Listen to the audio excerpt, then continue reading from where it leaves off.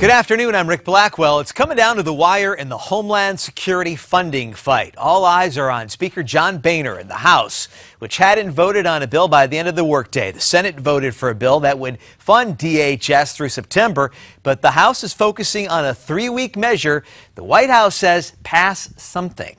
If the president is faced with a choice of having the Department of Homeland Security shut down or fund that department for a short term, the president is not going to allow the agency to shut down. Funding for the Homeland Security Department runs out at midnight. At the annual CPAC conference today, potential 2016 contender Donald Trump was on the attack. Jeb Bush. He's in favor.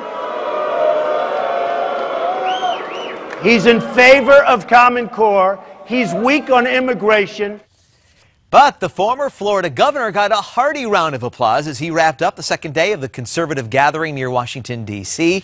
Bush criticized President Obama's executive action on immigration.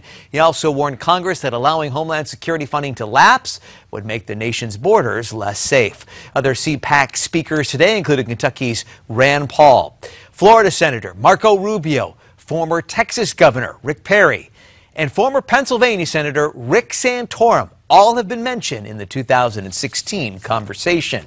Police say the death of an ailing Missouri man's mother may have sparked a deadly shooting rampage this morning. Police say 7 people were shot and killed overnight in and around the small town of Tyrone. One person was wounded and is at the hospital. In our job, we see a lot of bad stuff, and this is bad. This is also hard on the police officers who are working that there. It's not natural to see that sort of thing. Police say the suspected shooter was found dead in a car in a neighboring county. He apparently shot himself. Well, the Pittsburgh Pirates are responding to a photograph that shows a suspected terrorist known as Jihadi John sporting one of their baseball caps. The Pirates organization says it's sickened to see a murderer wearing their cap. This is the photograph they're referring to. Now, according to Sky News, this is Mohammed Emwazi, the masked man who appears in several ISIS videos. However, U.S. officials have not confirmed the identity of the terrorist or this photograph.